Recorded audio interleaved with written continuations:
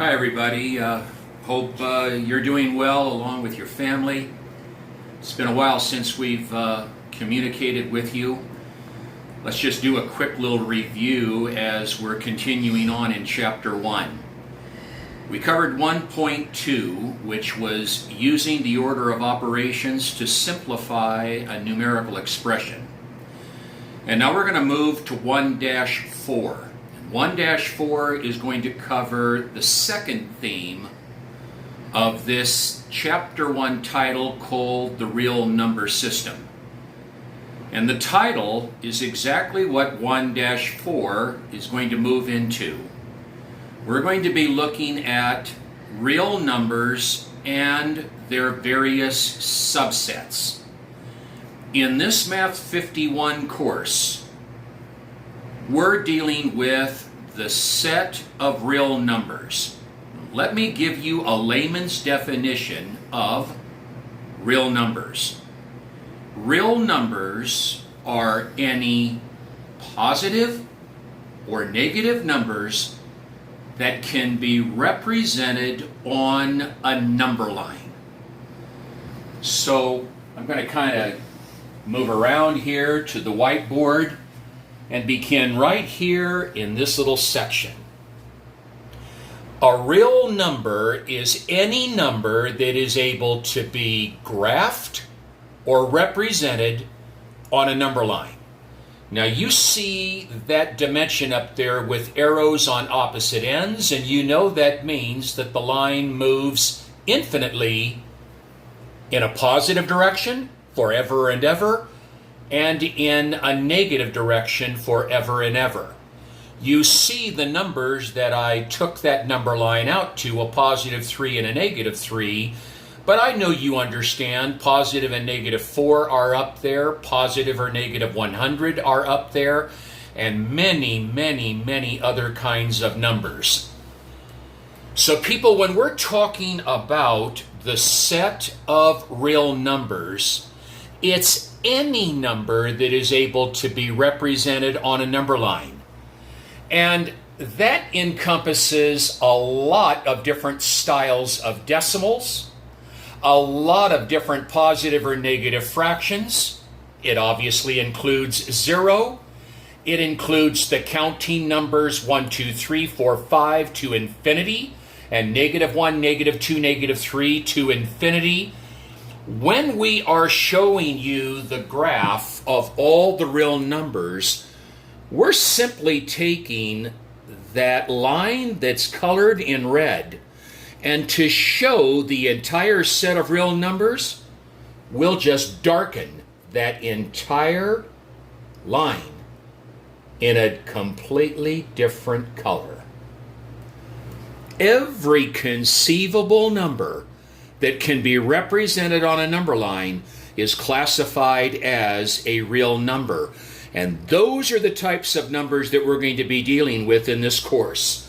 We are not, I don't mean to linger here, we are not going to talk about this guy. Now you would obviously know information about square root. The square root of positive 4 would be a number which, when multiplied by itself, will get us 4. Well, that number would have to be 2, because if we take 2 and multiply it by itself, we get 4.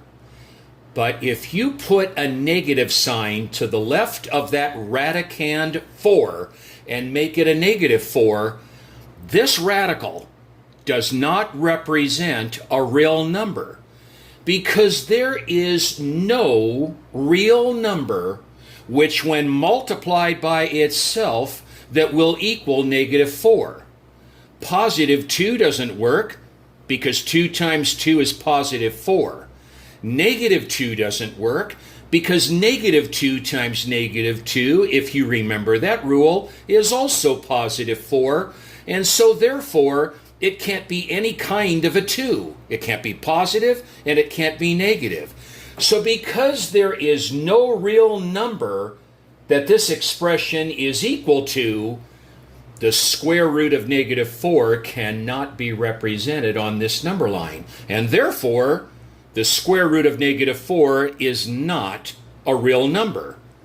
It is another type of number that you will look at and see in Math 71. If you might remember, it's called an imaginary number or a complex number. We are not dealing with those kinds of numbers in 51. Only the set of real numbers. Now, let's move into the idea of what 1-4 is really centering in on.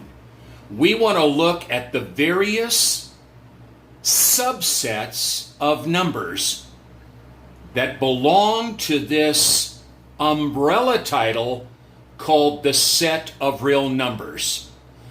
By this chart, the set of real numbers is broken up into two major subsets. The irrational numbers, the color blue, and the rational numbers, the color purple.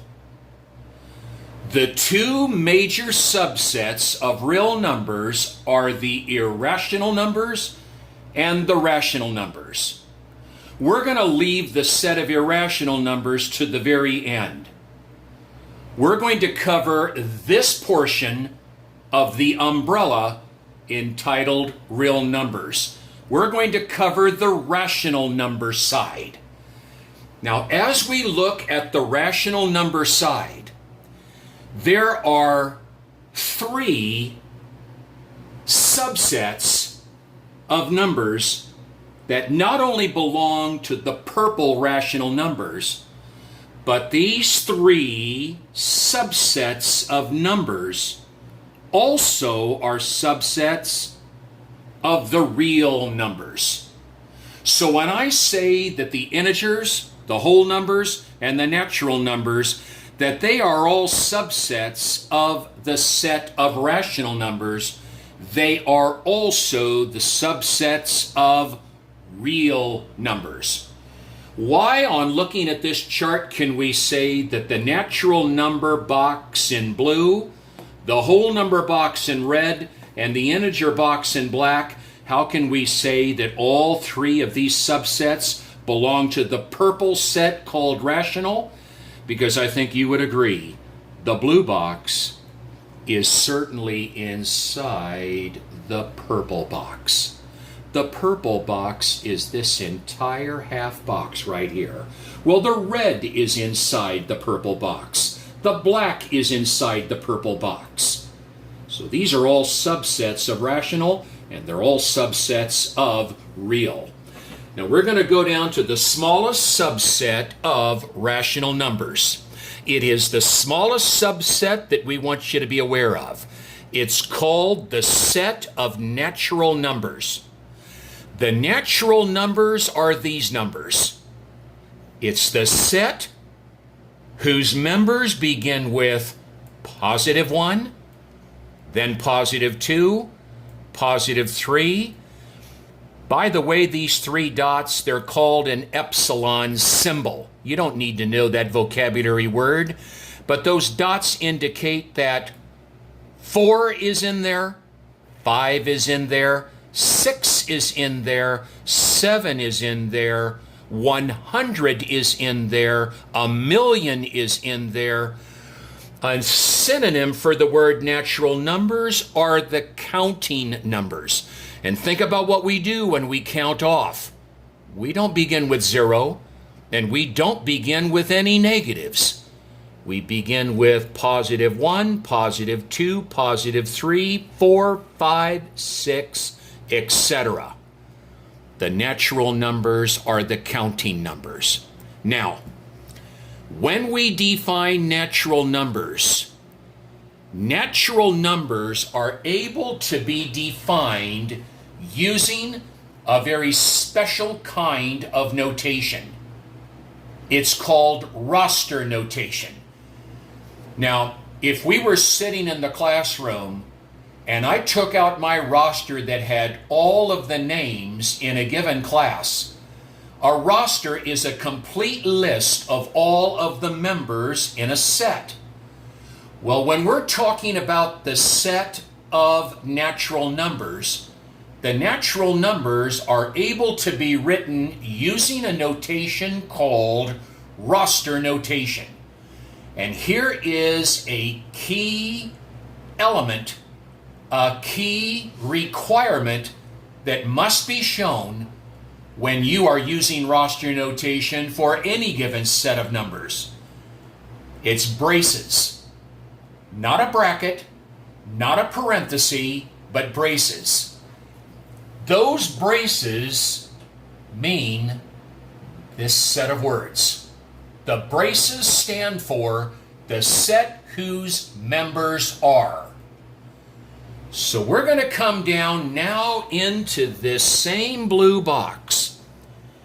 And we're going to take this set of natural numbers and we're going to write it in roster notation. Roster notation is a complete list of all of the members of a set, and roster notation must use braces. So the only thing that we need to do with this set that I've already written out is place that entire set inside braces. And now we have given you the defined way using roster notation that identifies the set of natural numbers.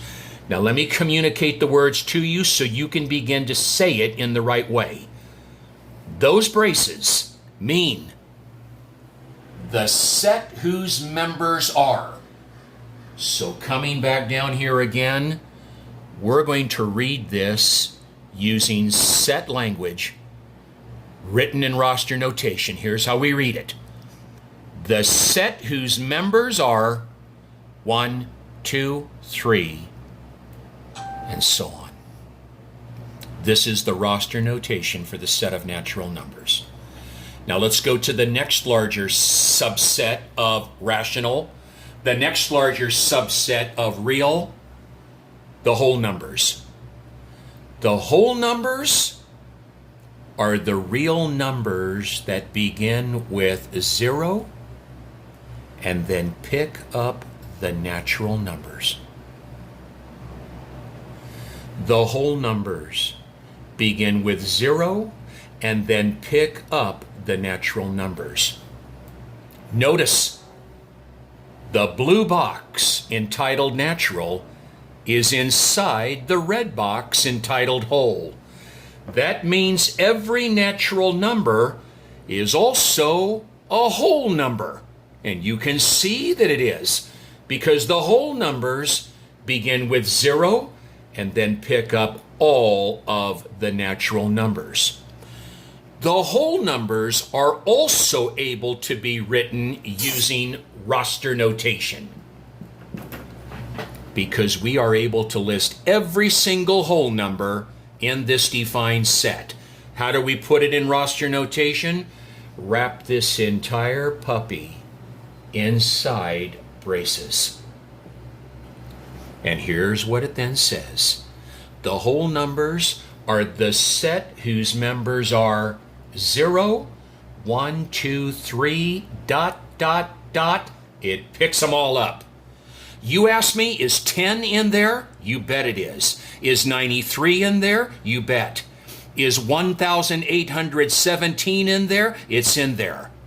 Are there any fractions in there? There are not. Are there any decimals in there? There are not. Are there any negative numbers in there? There are not. They are these. Roster notation. The next larger set, subset of rational, subset of real, are the set of integers. The color black. Now here's the integers. Let me kind of give a layman definition first, then we will as well put it in roster notation. The integers are made up of 0, all of the natural numbers, and the opposites of those natural numbers. -1, -2, -3, to negative infinity. So when we're talking about the set of integers, we're talking about the set that includes 0, all of the natural, and all of the opposites of those naturals. That's the entire set of integers. Is -11 in there? You bet your boots. Is -100 in there? Yes. Is 1,000,000 in there? Yes, it is. But there are no fractions in there, and there are no decimals in there. Now, because this is a complete list, every single one of the integers is in there because of the epsilon symbol here going in a positive direction and the epsilon symbol here that's going in a negative direction. How do we put it in roster notation? Just wrap this entire set, including the dots, in braces. And now we have defined the integers using roster notation. It's the set whose members are 0, 1, 2, 3, positive infinity, -1, -2, -3, negative infinity. They're all there. And by the way, most of the numbers that we'll be dealing with in this Math 51 course will be the integers. Most of them, okay? Now, all three of these subsets, blue, red, black, are able to be written using roster notation, because the word roster means a complete list of every single member that belongs to the set, and every one of them is in here. Now we're going to move to the first of the two major subsets of real numbers that we identified at the outset. Purple. I have no idea if these colors are going to stand out, but I'm saying the color name. The set of rational numbers. Now, people, within the word rational is found the word ratio. A ratio is a comparison of two quantities. Let me carefully give you a definition, a layman's definition of a rational number. I'll say it slowly, but what's one nice thing about these YouTube videos that are being constructed for you?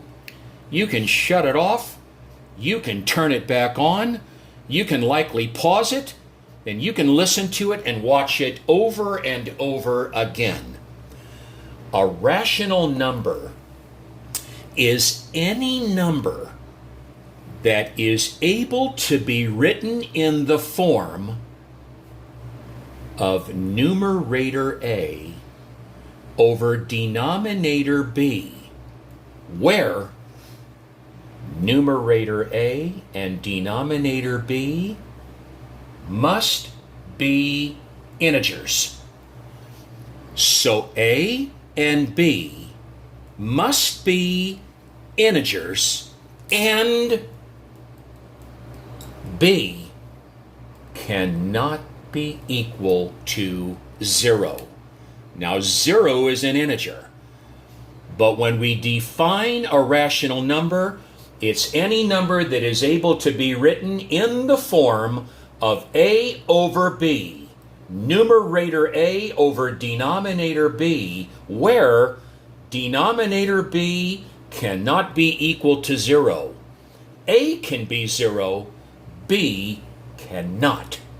It would not be defined if the denominator was 0. It wouldn't be a defined statement. Now, we're going to carefully extend this definition a little bit more now. I want you to look at these values in purple that are exclusively in the rational number box.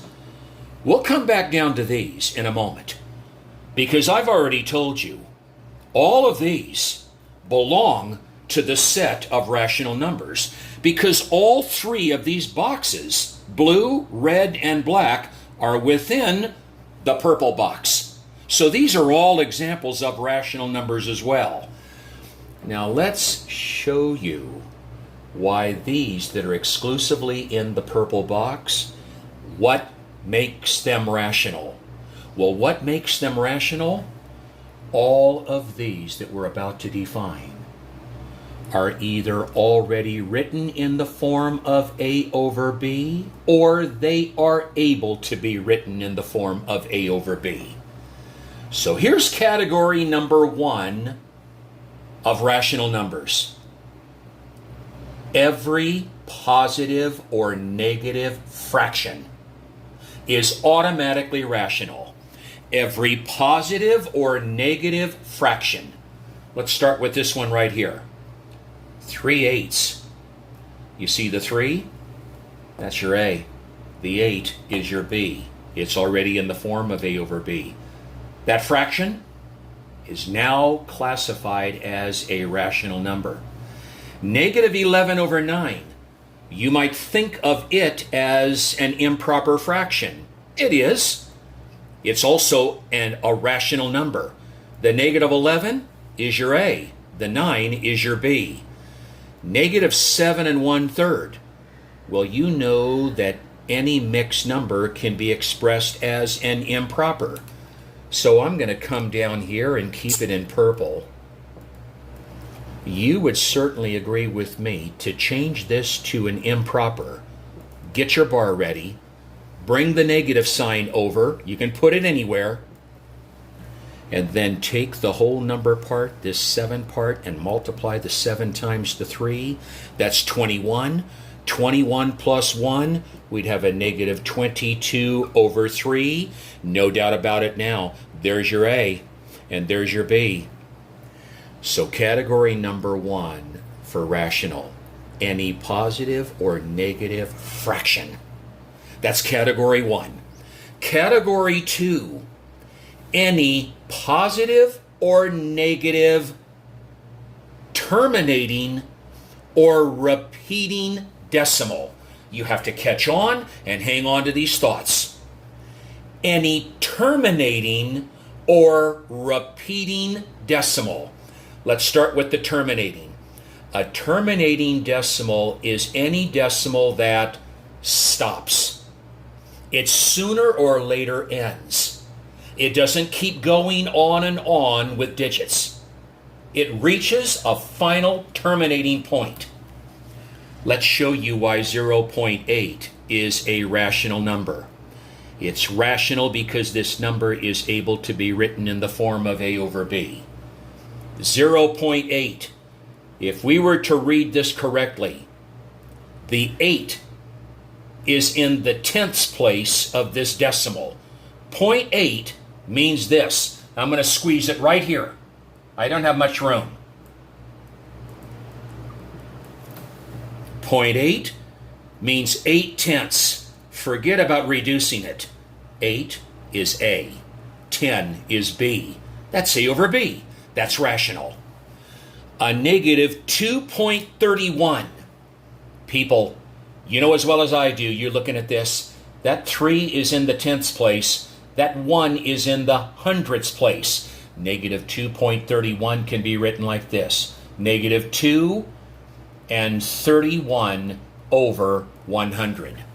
We can now take that -2 and 31 over 100 and turn it into an improper, just like we did him. He is A over B. He can be made to become A over B. These are terminating decimals. They ended. A repeating decimal is also rational. It is able to be written in the form of A over B. Now, we don't have the time to show you how we would take 0.3 repeating.